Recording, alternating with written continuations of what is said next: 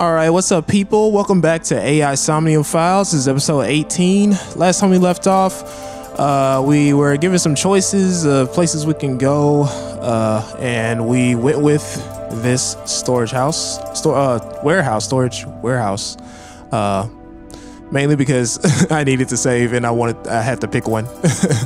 But here we are, so we're just gonna go ahead and get into investigating some things.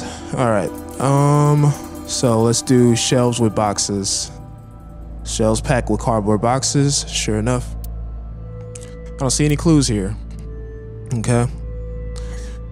Oil drum. An oil drum, unlikely to be a clue. All right. We got a overhead crane.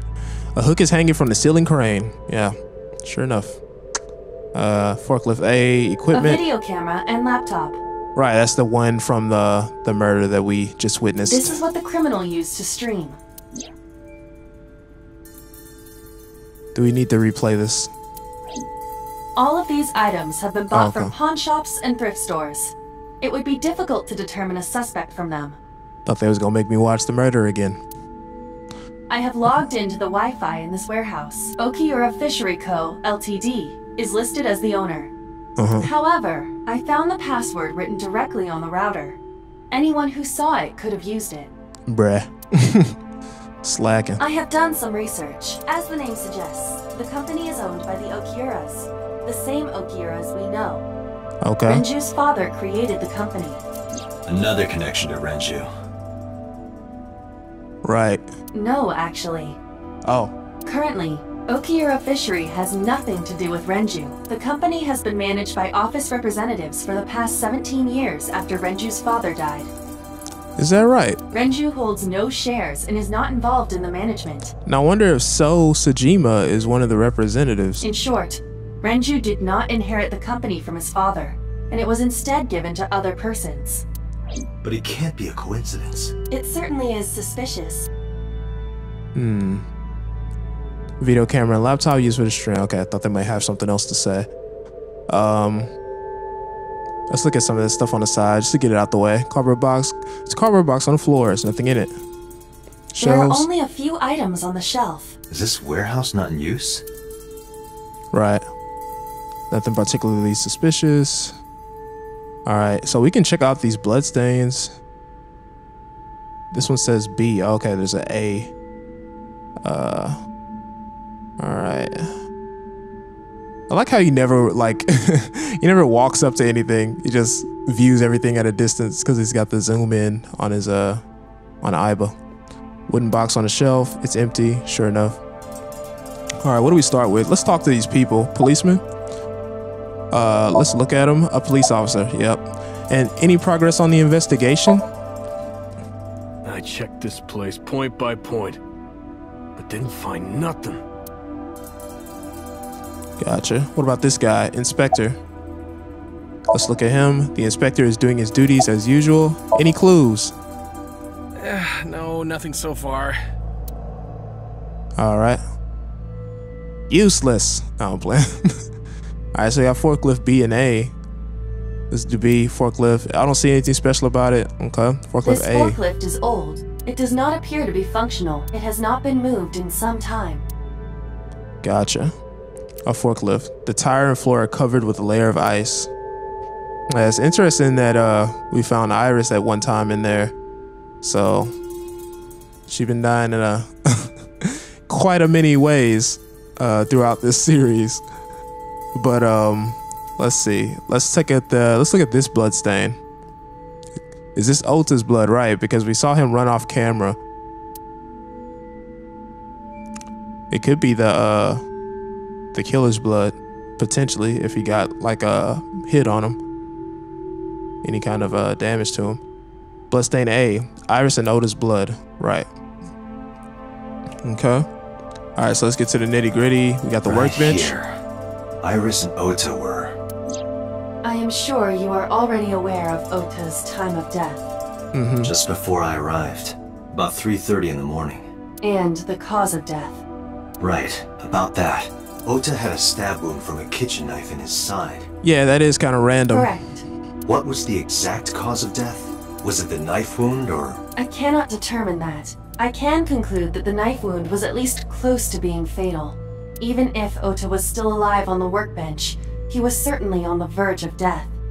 Right. If he weren't already extremely weak, we would expect to see more signs of struggle. That's true. That is true.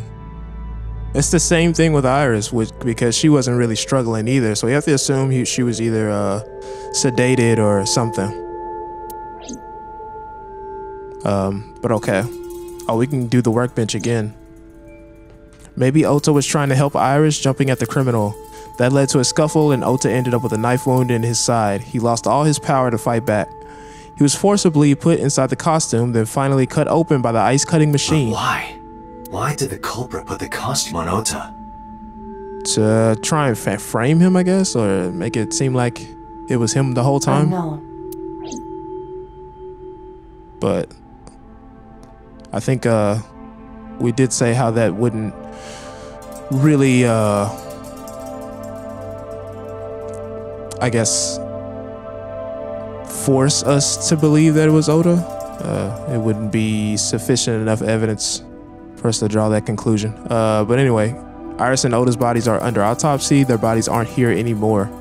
Workbench. Right here, Iris and Ota were. Right. Okay. Ice cutting machine. Iris and Ota were sliced in two by this ice cutting machine. Iris and Ota. Iris's estimated time of death and cause of death have been confirmed. The video was not a recording. It was a live stream, filmed in real time. Which means Iris's time of death is 3:20 a.m.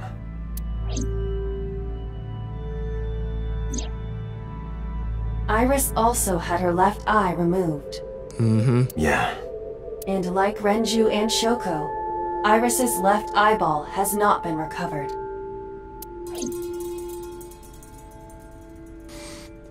Date, we should get moving. Officers from the local jurisdiction are checking the warehouse thoroughly. We will not find anything of importance here. Yeah, it's crazy about the eye thing, because the only real clue, I guess, or hint at what some of these people's eyes have been taken out from was when what's-his-face, Date, took out Iris's eye that very first time. Freaking, the freaking recording stopped recording, or my mic stopped recording for some reason. Literally don't know why. But all I was trying to say was the only hint we got was when Date took out Iris's eye when they used that forgotten or lost, stolen sink machine, and then she died at the end of the sink. And I was saying maybe it's possible that she was already dead, I guess, because her eye was out before they sliced her up or whatever. Yeah, you're right. Oh shit. You can ask CSI to inform you if they find anything. I think I'm hearing an echo. Hold on. All right. Okay, I think I fixed it. All right, anyway, let's continue. Okay, ice cutting machine again. An ice cutting machine. All right, is there something else we can examine in here? Must be something I missed. Oh, X, evidence marker. An evidence marker. It's a little marker that that's put up to track evidence at the scene. Okay. Clean. Oh, we got something. Oh, policeman again. And then the inspector again. All right, policeman. Oh, we can tell him I'm heading out. Gotcha. It's probably for both. Yeah. All right. Getting out of here. Let me know if you find anything. I let them know, then left the warehouse. Okay. So a little bit of speculation, but nothing major that we found.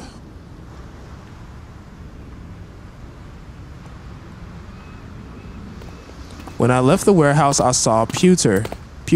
What is he doing here? Probably up to some shit. He walked up to me while I was trying to work it out. Date, I have to talk to you about something. Huh? About the original Cyclops serial killings.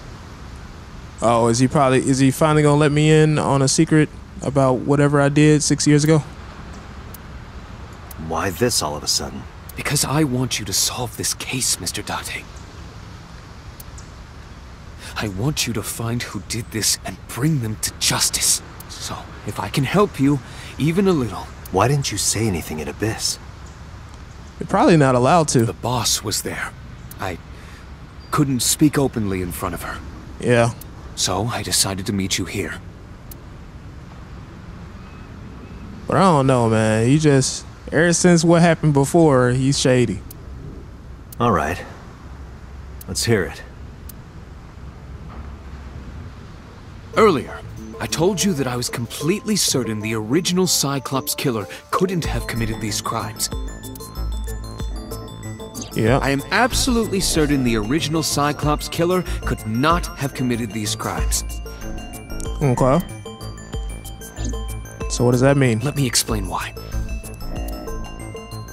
I'll start by telling you the identity of the Cyclops killer. So y'all just wasn't gonna tell me that? Although, it's more accurate to say, killers. Okay. Wait, so if he knows... Hold on. More than one? Let me just hear. In the first series of killings, the culprit had an accomplice. One of them was born a murderous psychopath. The other is Rohan Kumakura, the previous chairman of the Kumakuras. What?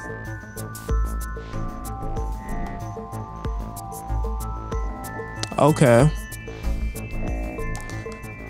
So would this have anything to do with him committing suicide? Or was it even really a suicide?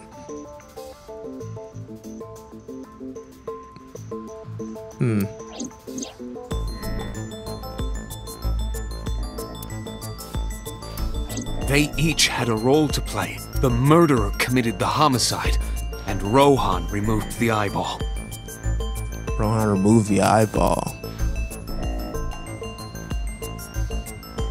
So that explains why we saw two silhouettes in the sink that we did with Iris. I mean, it still doesn't explain why Iris knows about all that. But yeah, okay. Okay, we got some things we can investigate, so let's do that. I'm gonna make sure this audio isn't messing up. Yeah, it's still going. Good thing I happened to catch that, cause I wouldn't even know, and I would have kept running my mouth and not even seeing. All right, the water of Tokyo Bay, cool. Barrier, a hologram barrier, cool. All right, what else? We got a policeman, a police officer. Yep, policeman 1, a police officer, cool. What else? We got a box, a wooden box, clean, a container, stacked containers. You got oil drums back here. Is an oil drum, crane, a crane. Warehouse is all in a line. Cold storage warehouse, Okura fishery cold storage warehouse. All right, he ain't got nothing to say about any of this shit. All right, Pewter. Let's look at him. Pewter looks grimly serious. Who is the murderous psychopath? He was born with a brain dysfunction. I'm gonna guess that he's gonna say me. Due to damage to the posterior pituitary gland, he was unable to properly secrete oxytocin. Okay. Oxytocin is a peptide hormone linked to feelings of love, affection, and trust. It is colloquially referred to as the love hormone. Gotcha. It causes a tranquilizing effect which improves mood and relieves stress. Okay. It is normally secreted when the body makes contact with an object of affection, such as an embrace or caress. Interesting. I'm sure you know what this implies, but he was unable to feel love in the way that we do. Gotcha. However, he was able to experience a substitute. His brain was wired in such a way that allowed him to feel satisfaction through other means. Okay, so like through like rage or violence or something. Due to the unique idiosyncrasies of his brain, he was able to release large amounts of dopamine and endorphins by performing a certain action. Strangling? What was it? Killing? Murder? Murder. Yeah, murder. Yeah. Dopamine is a hormone linked to the reward system of the brain. The pleasant feeling attained through accomplishment is dopamine. Endorphins are a kind of brain narcotic. They dull pain and create a feeling of happiness. He got pleasure from killing people? It's slightly more complicated than that. Killing people was the only way he could get pleasure. He was 12 when he took his first life. That enlightened him to the pleasure of murder, which he would do again and again. Sheesh. Okay, why did the Cyclops case get classified? That... I don't know. The details of the original Cyclops serial killings case have become nebulous over time. Even the official investigation material contains nothing of value. I am unable to draw any conclusions from them. You really have no idea? Damn, you know what would be crazy? What if Renju was the original Cyclops killer?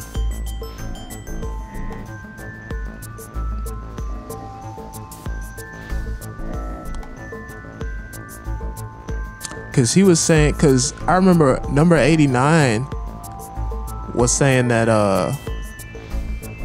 that he would kill again and he knows who it is. And number 89 does know Renju pretty well. Maybe he knows that Renju isn't getting like the proper medicine. Like it might even make sense. Damn, it might even make sense as far as like the text message, because if we assume that it was him that sent it, maybe Renju even knows that something's wrong with him and he's been having to take the medicine, this, that, and the other. But what that wouldn't explain, actually, I mean, it would explain it for like the original, but not for the new. I don't know, it's not making sense, because why would he do that to himself? Or how would he do that to himself even? That don't make sense. It's not making sense. Unless somebody got revenge on him for doing it to other people. Maybe. Well, then who would do that to Iris though? Yeah. Never mind. Let's toss that idea in the trash. I thought I was onto something. All right, you really have no idea? If I did, I would tell you. Okay, about Rohan. 18 years ago, Rohan took a woman's eye. She was already dead.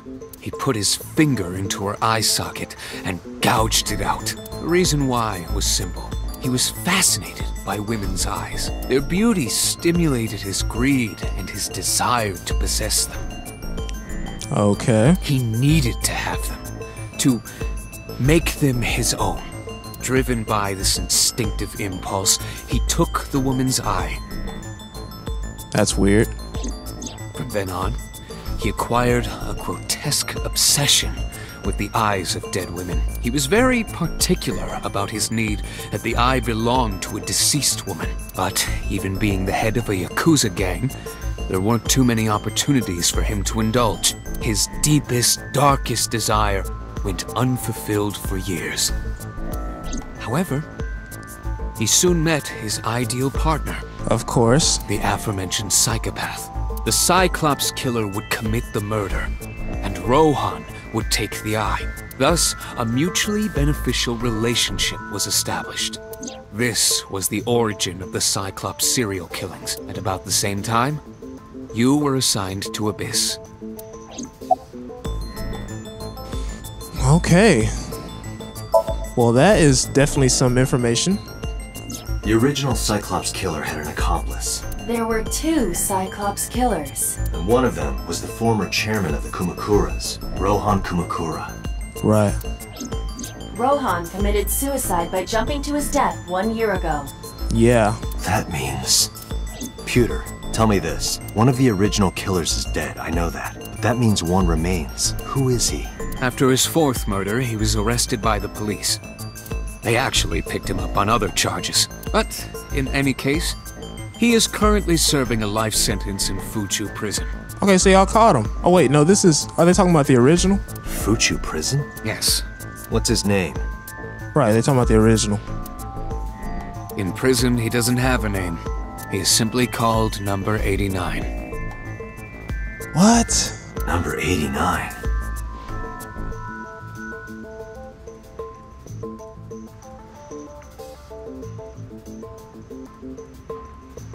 Okay. So number 89 was the original killer.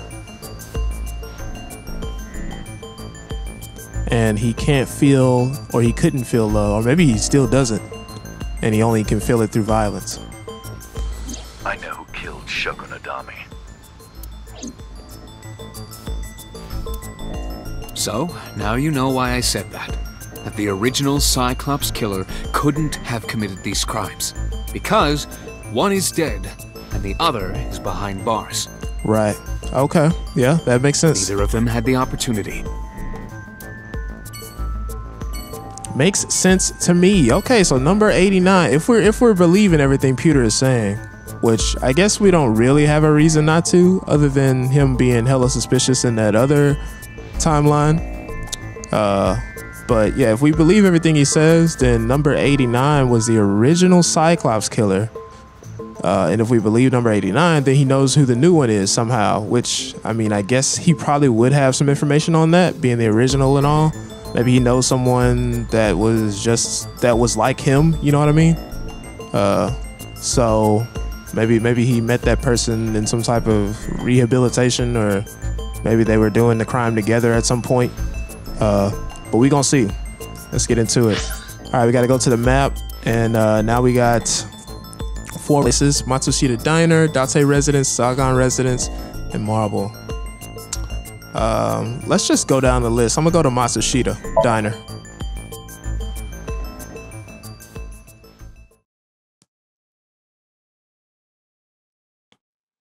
All right, Matsushita Diner, Monday. The place was silent. It was so quiet, I felt like I could hear the floating dust. I stepped inside. I thought it was empty, but I saw a shadow in the corner of my eye. It was Mayumi. It was like watching a decaying old tree cling pathetically to the earth. All right, because, man, that sucks. That sucks. Oh my God, there's so many things to look at. All right, let me just do this real quick. Autograph. He's probably not gonna have anything to say. Yeah, actually, I'm gonna bank on him not having any jokes right now, because it just doesn't fit. All right, Mayumi. All right, we can do. I'm sorry to interrupt. About Oda, do you want to talk about it? Let's look at her. She's looking at photographs in her hand. Dang, what do I even say? I feel like do you want to talk about it is too direct. But then about Oda is kind of direct as well. I'm sorry to interrupt. It's just kind of, you know. Let's do you want to talk about it? It's the softest, I think. I'll take that as a no. Yeah, she's probably not going to want to say anything. I'm sorry to interrupt. Yeah, this isn't gonna. About Oda? Yeah. This is your fault. Excuse me? I heard from the police. Because you didn't take care of Iris, my boy Ota got involved. I don't know what you heard, but that is not what happened. Date, I looked into the investigation report. Mayumi confirmed Ota's body early this morning. Yeah. I see. I'm sorry. I want to be alone right now. That makes sense. Shouldn't have came here.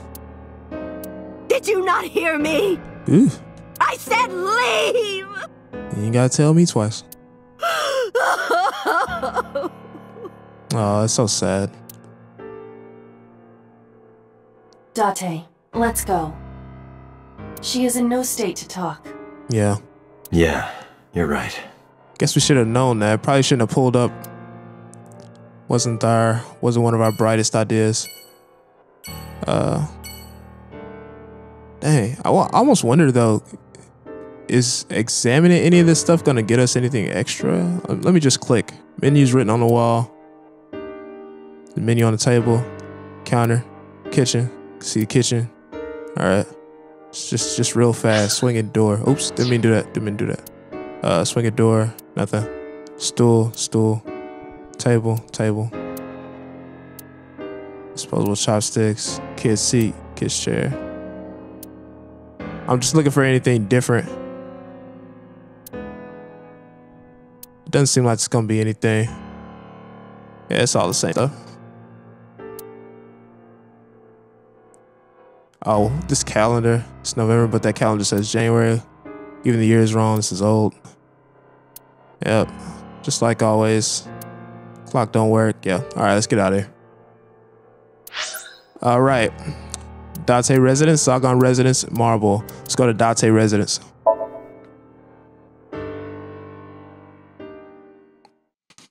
At least she didn't watch it live like we had to, because that was fucking grotesque. All right, Date residence Monday. Mizuki is curled up on the sofa. Wow. She looked like a small animal frightened by a predator. Dang, that sucks. Clothes, iron pipe. Thing you should be busting people's heads with. Yes. Not really gonna be any jokes right now. Let's see what she's feeling like. She's probably not gonna want to talk either. Mizuki is staring at the floor. About Iris. Yeah, it's gonna be more of the same about Ota. Yeah. Mizuki must know. About Iris and Ota. Of course. The news was distributed heavily across the internet, not just in Japan, but worldwide. 3 days ago, Mizuki discovered her mother's body. 2 days ago, her father's. This morning, 2 of her best friends. Dang, that is kind of wild. It is completely understandable that she is at her mental limit. Sheesh. Can I be left alone for a while? Dang, you almost don't even want to do that. Don't want her to hurt herself. Are you okay? Yeah. She certainly didn't seem so. But I can't stay by her side forever. Aiba, contact Abyss. See if they can get Mizuki a good counselor. Understood. I stayed with her for a little while, but we didn't speak. Having nothing more to say, I left.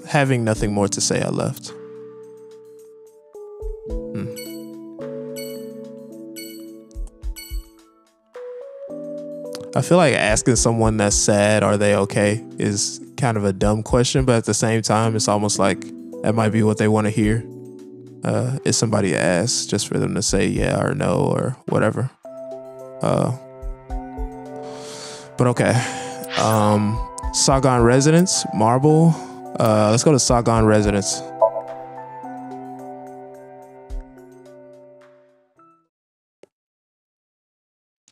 Everybody's sad. This person's probably gonna be sad too. Sagan, that's Hitomi, right? Yeah. Everybody dealing with grief. When I visited the Sagan household, I found Hitomi with a hollow look in her eyes. She let me in and asked me to sit on the sofa. I agreed and sat down. But after that, I couldn't say a single word. The heavy silence weighed on both of us. Golly. This sucks. Okay, let's look. Hitomi is composed. She's hiding her sorrow deep in her heart. She's gentle but strong. About Iris. Iris was my everything. We always went everywhere together, whether it was buying clothes or going to the movies, or taking a walk, or going shopping at the supermarket. When she was young, she would just hold one of my fingers. Her hand was too small to hold mine. Then it was 2, then 3, and finally she could hold my hand. But eventually, she left my hands all together. She started crossing her arms, being independent, even though she needed constant attention growing up. Man. Her memories are a part of this room. And always will be. This dialogue is actually so real feeling. When she was a baby, she fell off that sofa and cried and cried. One day she tore up her picture book all over the floor here. Another time she drew with crayons all over the window. She painted my portrait on Mother's Day. Scratches on the floor, chipped plates, burn marks on the table, stains on the cushions. Everything you see. It all holds a memory of her. That's real. That's real. But why? Sheesh. Yeah, that actually makes you really think about like just like actual people like in your own life and how much everything around you, you know, could remind you of them. Like if they leave this place, like leave this earth, it's really just gotta be a horrible feeling. But okay, about Oda. Oda was one of my students. I taught him in elementary school. I heard it from the police. Oda tried to help Iris and ended up... I don't know what to say. I have no words.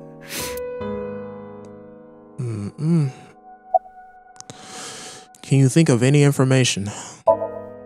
Hitomi, my entire focus is on this case. Is there anything at all you can tell me? I don't know if this is important, but... No, please. Tell me. I may have told you this already. I met Renju's wife Shoko twice before. The first time at the wedding, the second time a month ago. That second time was in the waiting room of the prison. Prison? Wait, hold on. Let me read that back. Waiting room in prison. Okay. Somebody's in prison. There's an acquaintance of mine from when we were Talking about younger. number 89.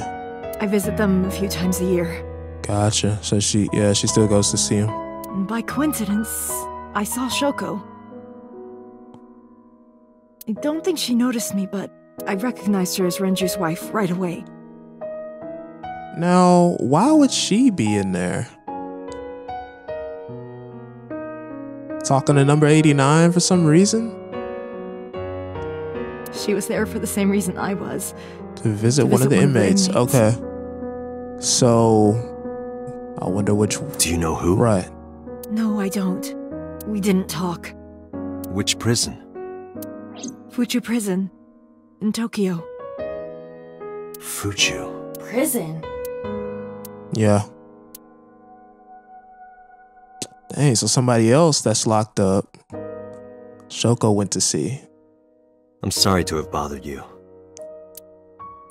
I'll be going now.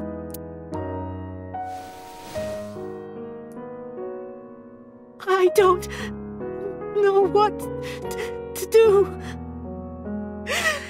Thinking about her.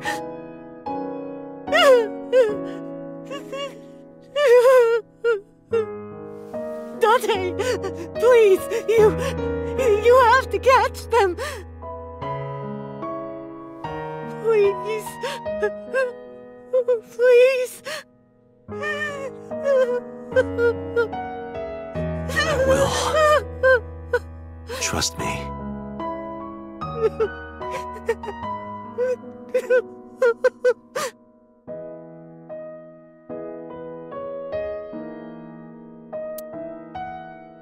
If it's in the if it's in the cards, we gonna try.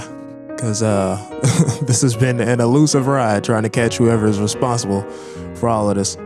Okay, but we are going to Marvel now after that very heavy scene.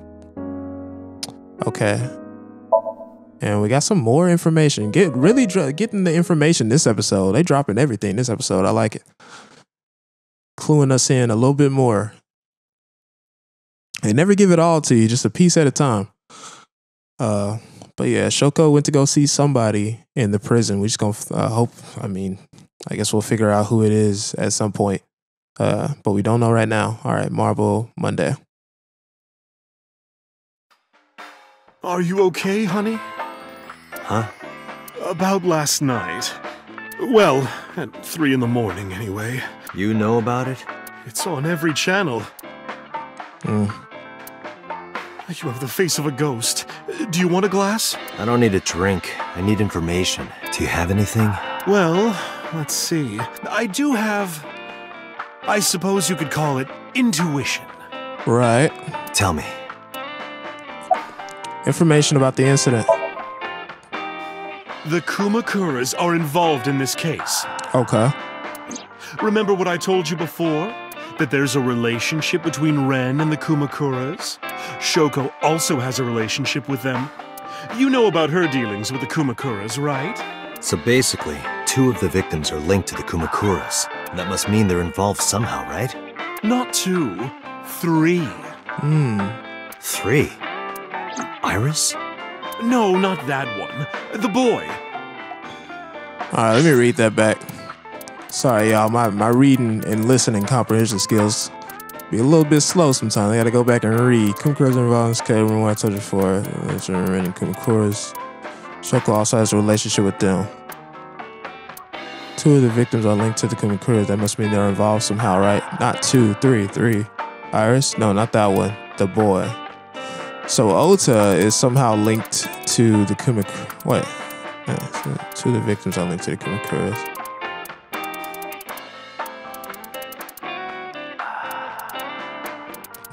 Let's see, Ren and the Kumakuras. Okay, so Ren has a relationship, Shoko and Ota. Okay, right. That's all they said. He came here last night? Ota? Yes, from Matsushita Diner. Okay. He's linked to the Kumakuras as well. Now, how is that? Have you heard the rumor? Mama told me a similar story to Iba's about So Sejima in the Kawasaki district. Okay. About him selling the land and everything. The basic idea is this. 8 years ago, So sold his land in the Kawasaki district for 30 billion yen. Half a year later, an explosion at the chemical plant caused the land prices to drop drastically.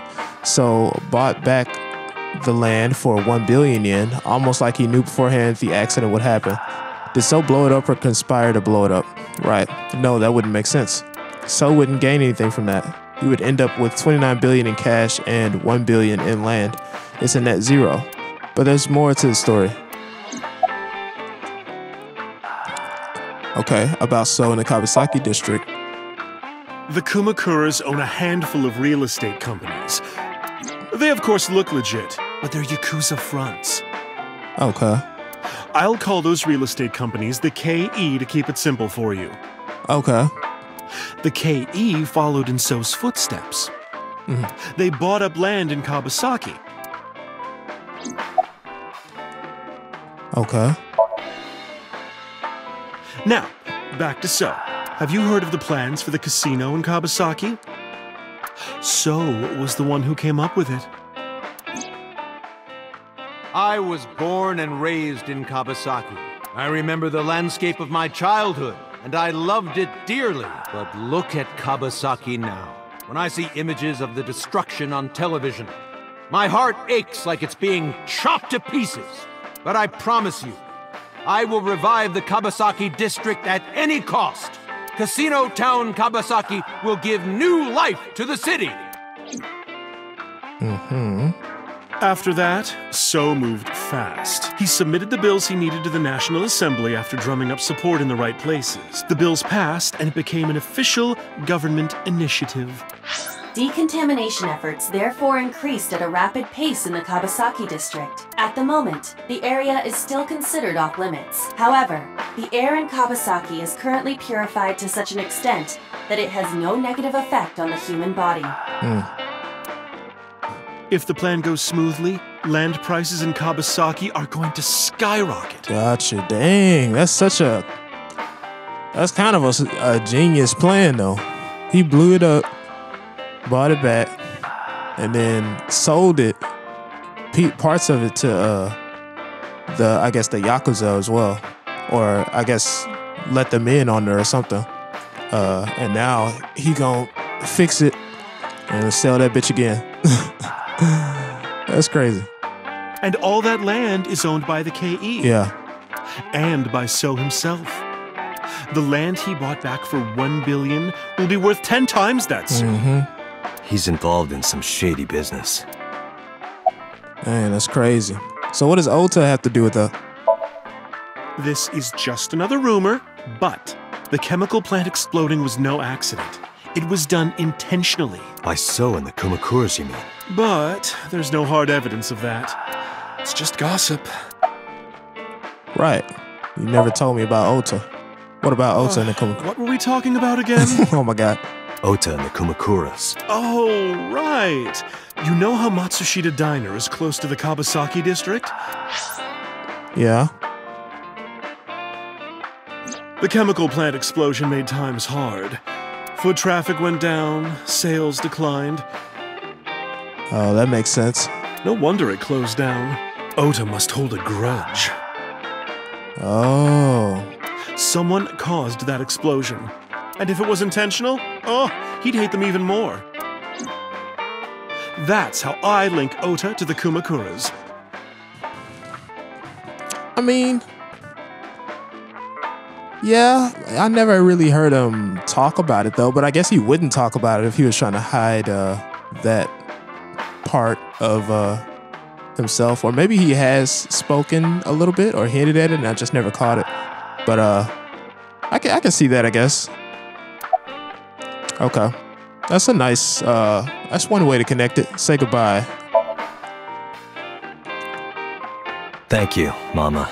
I don't know if what you told me will lead to anything, but... Oh, sorry. I didn't mean to waste your time. No, it was very helpful. I'm glad I can help, even if it's just a little. Well then, be seeing you. Come back anytime. Okay. Alright, yeah, I'm not gonna look at any of this shit. Mama's pausing and driving Benito. Alright. So we're going back to Abyss headquarters.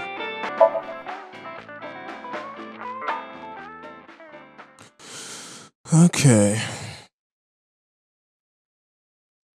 Police headquarters, Monday, 4:57 p.m. I returned to boss's office to report. But I didn't see her anywhere.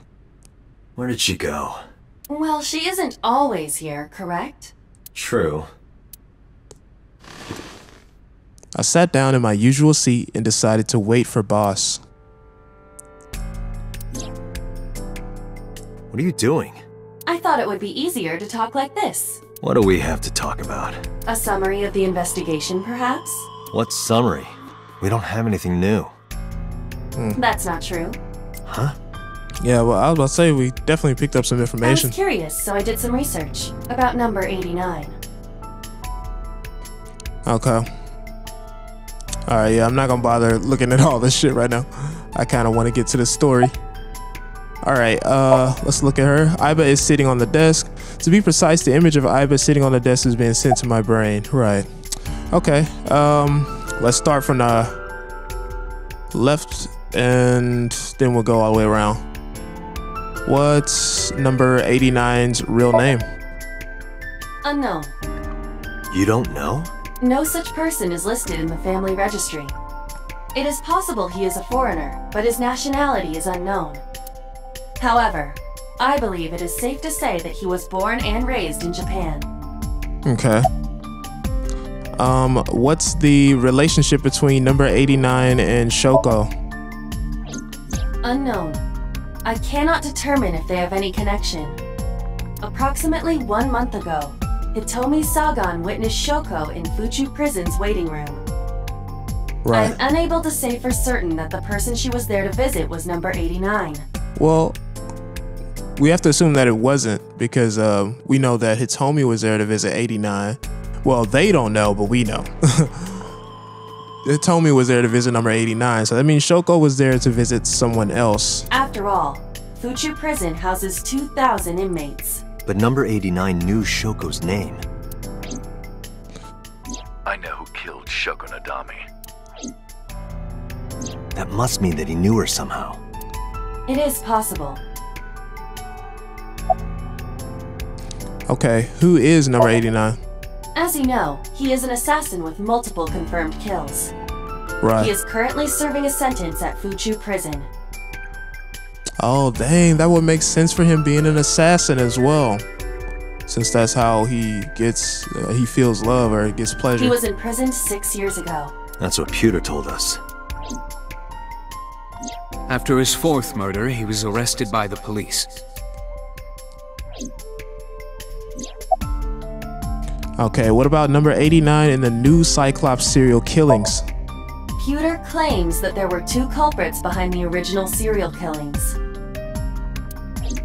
One was the former chairman of the Kumakuras, Rohan Kumakura. But Rohan committed suicide last year. Yeah. That leaves 1 culprit still alive, number 89. But number 89 couldn't possibly have committed these crimes. He was in jail when each of the murders occurred. Correct. However, I do not believe it is accurate to claim that he had nothing to do with the incident. That's true. He could definitely I know have who killed Shoko Nadami. If he was telling the truth, his involvement is possible. Yeah, or at least he just knows something about the person and why he would do it. Let's talk to number 89. Here we go again. Let's talk to number 89. I wonder how it's gonna go this time. I don't know if he's telling the truth or if he's full of it, but he's our last remaining loose end. Alright. However, we need not go to him. We can bring him to us. That's what happened last If we time. plan on syncing with him, it would be more efficient. Can you arrange that? I can. Oh, are we gonna sync with him? Oh, that's gonna be different. After cutting through some red tape, number 89 was to be brought to HQ. He took considerable time to arrive, but for some reason, boss never showed up. Dang. Oh man, is boss gonna die? Please don't kill fine ass boss. Come on now.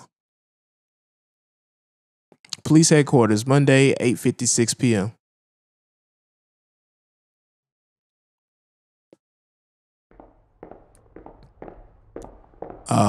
Pewter there is probably gonna be the same shit. He finna set us up again. Then again, last time he did that shit for Renju, or he claimed to. So maybe not. Maybe it won't happen this time.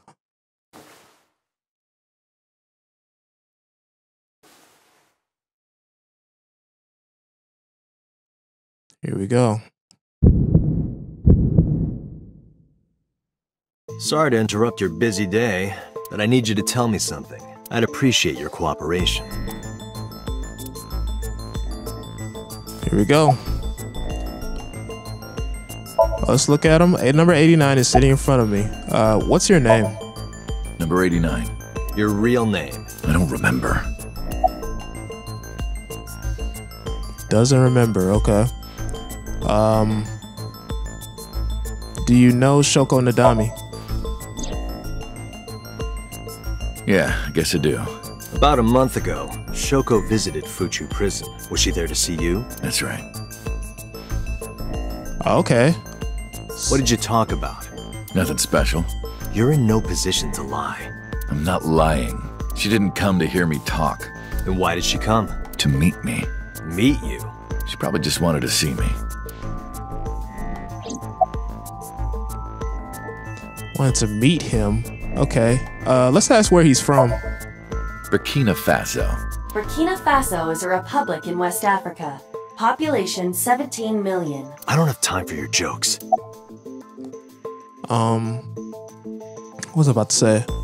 So, how does that line up though? Because Hitomi said that she was there to visit someone else. I think.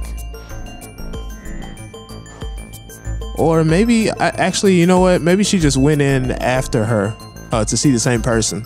That could be the case, yeah. I don't know. Okay, you're the original Cyclops killer, aren't you? Let's see what he says to that. That's right. I was one of the culprits behind the case 6 years ago. One of the 2 Cyclops killers. Okay. When did you first meet Shoko? A long time ago. I don't remember exactly when. What's your relationship to her? A physical one. Oh, okay. Just piping her down. I'm kidding. She was just a business partner. Oh. Who killed Shoko Nadami? All right. Let's get right down to it. 2 days ago, you called Investigation HQ and said, I know who killed Shoko Nadami. That's right. Who? Hey, don't be so hasty. We haven't agreed on a deal. You're gonna let me out of prison, right? It's done. You've got a deal. All right. But to explain it properly, I need to tell you a story. Okay. It might take some time. Is that all right with you? I've got nothing but time. Yeah, we got nothing but time, buddy. Then let's get started.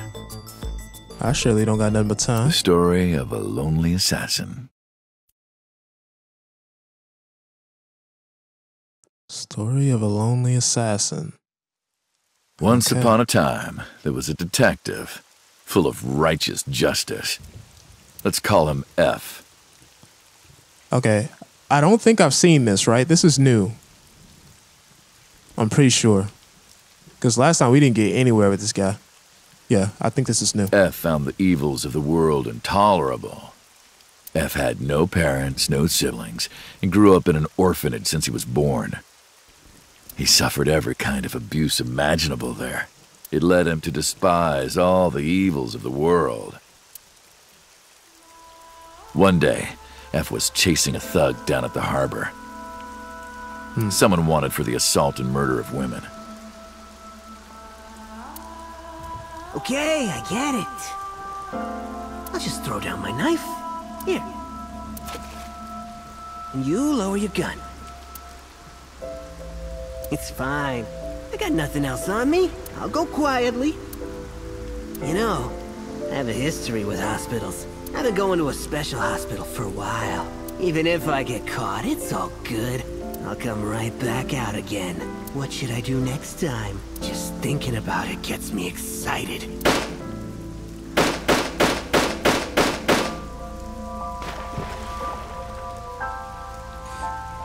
Sheesh. He talked too much. The culprit was unarmed, but F never served a day in prison. The case went to trial for some time, but it was determined to be self-defense, and he was declared innocent. If the truth got out, it would be a huge scandal for the police. Really? People at the upper level were terrified of what might happen, so they had evidence fabricated. That makes sense, okay. F wasn't suspended or disciplined at all. After a while, he returned to his job like nothing happened. Man, this soundtrack for this story is hidden right now. Hold on. I like that. Building up that tension. That was a turning point for him. He was ready to shed the morality that was weighing him down, holding him back. F still wanted justice, and he was willing to dispense it to the immoral one by one. He became an assassin. Bruh. A lone gunman. No agent, no employer. He was his own man. F believed that he was judge, jury, and executioner. But it didn't last long. One day, F got rid of a criminal we'll call X. So obviously he's talking about himself here. X was responsible for defrauding and killing an innocent old man for his life insurance policy. Turns out, X had connections. Someone wasn't happy that he died. Rohan Kumakura, chairman of the Kumakuras. Wait, what? I'm sorry. Okay. He's ready to shed the that was, after a while, he returned to his job like nothing happened. That was a turning point for him. He's ready to shed morality that was weighing him down, holding him back. F still wanted justice. He was willing to dispense it to the moral one by one. He became an assassin, a lone gunman, no agent, no employer. He was his own man. Okay. F believed that he was judged and executed, but it didn't last long. One day, F got rid of a criminal called X, defrauding and killing an innocent old man for his life insurance policy. Turns out X had connections. Someone wasn't happy they died. Oh, okay, so Rohan wasn't happy that X died, whoever X may be. X was a top executive of the Kumakuras at the time. Interesting. Rohan ordered his men to find and kidnap F. F being himself, number 89, I have to assume. I've done some research. I know you've cleaned up at least 18 pieces of scum from this earth. But somehow there hasn't been a single criminal investigation. They're all treated as suicides, accidents, or natural causes. Amazing work. I'm impressed. Oh, okay. So I'm pretty sure number 89 killed Rohan. How about you work for us? Of course, you have the right to say no, but it'll be the last word out of your mouth. Man, that sucks. F was trapped. Even if he somehow survived, he would be looking over his shoulder for the rest of his life. He had no choice but to take Rohan's offer. Thus, F's self-employment came to an end. He became a hired gun of the Kumakuras. Rohan even gave him a code name, Falco. Man. I mean, obviously, the responsibility is still on him for just killing people. Not necessarily innocent people, but not having these people go through the system and whatnot and taking justice into his own hands. That ain't right no matter how you spin it. But named for the falcon, a bird of prey. You still kind of feel bad just because he was, pretty much trapped into that.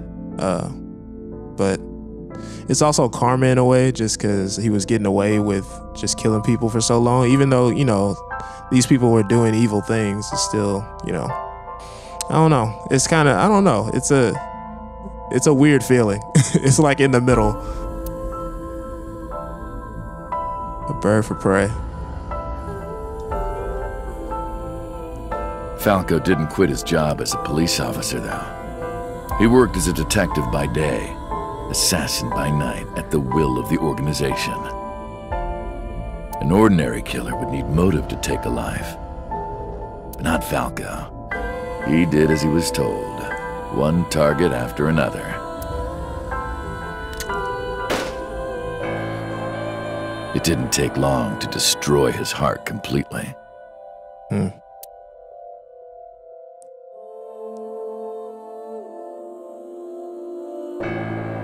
Time passed, and a few years back, Falco, who by this time was exhausted in body and spirit, made a fatal mistake.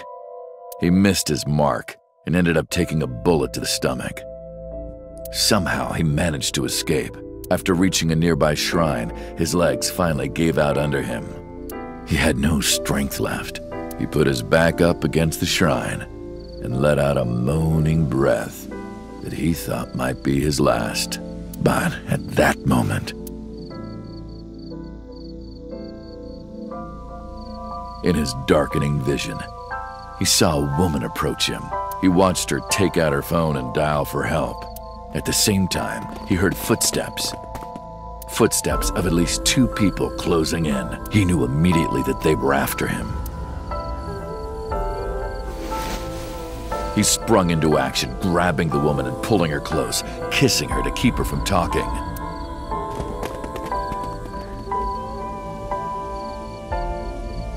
That was the first encounter between Falco and the woman. Talking about Hitomi, she actually talked about this story as well, but from a different point of view. I remember that. She was a teacher at some school. It was like she was from a totally different world than him. Listening to her talk, he would forget everything about his line of work. She was his only contact with the ordinary, mundane world. They met in secret a few more times, and Falco felt his heart grow warmer. Her smile and kindness were like a cold glass of water for Falco's parched heart.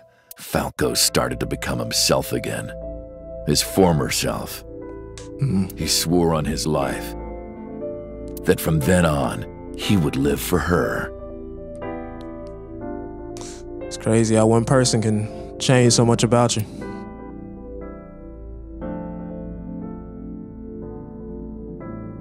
So, you want to go clean? Fine. Do as you please. You've done a lot for us, but there is one last thing. One final job I want you to do for me. It's always one last job, isn't it? It's nothing major. This woman and her daughter. I need you to dispose of them. So was that Shoko and supposed to be Mizuki? Should be simple, no? Rohan handed Falco a picture of a woman and a girl. It was the teacher Falco met at the shrine. Oh, no fucking way. And her daughter. She had just turned 12. Oh, I see. Why the two of them? Rohan, as usual, never gave a reason. And Falco had no intention of carrying out the kill. But if he didn't, he knew that someone else would. Oh, man. He thought long and hard. How was he going to keep them safe and get out of the life of crime? He couldn't find an answer, no matter how hard he thought. Golly. He was backed into a corner.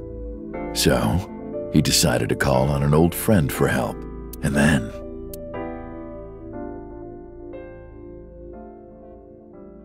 Why would he want Hitomi and Iris dead?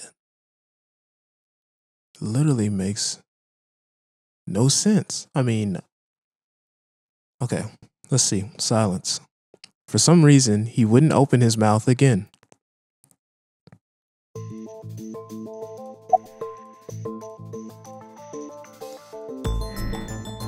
Okay. Why did you stop? Why did you stop? You mentioned a detective? You mentioned a detective. Why I only want to talk no more? Interesting. Was that the whole story? Was that the whole story? What's the connection between that and Shoko? What's the connection between that and Shoko? Answer me. Hey, answer me. This is a transaction, remember? Until I get a guarantee that you'll uphold your end of the bargain, I'm not telling you anything else. I'll give you half up front, half later. If you want to hear the rest of my story, you better start the release procedures. Once they've cleared, I'll tell you everything.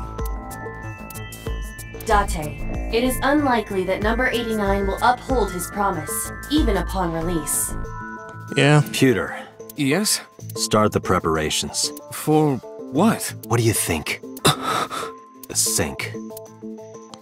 Oh, here we go. Gotta do it to him.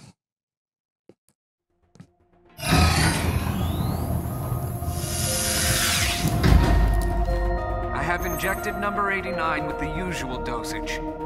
He will not be waking up anytime soon. Are you ready, Agent Date? Yeah. The time limit is 6 minutes. I know. Then let's begin. Now, I wonder what we gonna figure out from this one. Cause he seems to, like, he's got a lot of, he has a lot of information that we would need to help us with this case, it seems like. Definitely very informed as far as what we're dealing with. So that's gonna help. Oh, are we back? Yep. Back at the Sup? Sagan residence. Sup? No, not sup. Why are you sleeping on the job? Because I want to, obviously. Why are you getting mad at me? Yeah, this rug feels so good on my skin, yeah. What the hell? Why are you suddenly a cat? Playtime's over. Let's begin. Then stand up. Is this the Sagan residence? It definitely is. But why? Number 89. What were you up to?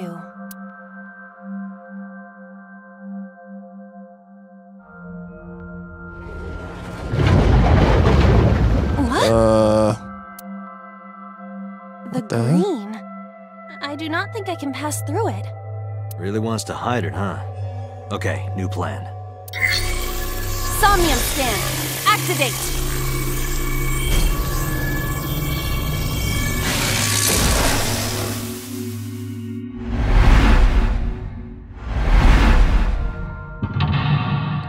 Mental lock number 1.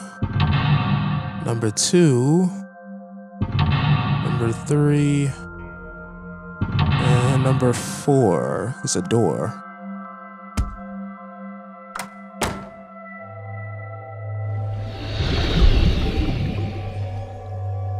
This appears to correspond to the green thing. Okay. Alright. Sinking in the curtain. Number 89 is hiding in the past. Number 89 is covered in a green membrane. I can't get close. Okay. Prevent the interference from question mark. I'm guessing they're talking about the green thing in front of us. Looks like some frozen jello or something. But okay. Last episode we ended on one of these sinks, and this one we're gonna do the same. But when we come back, we basically gonna try and figure this one out.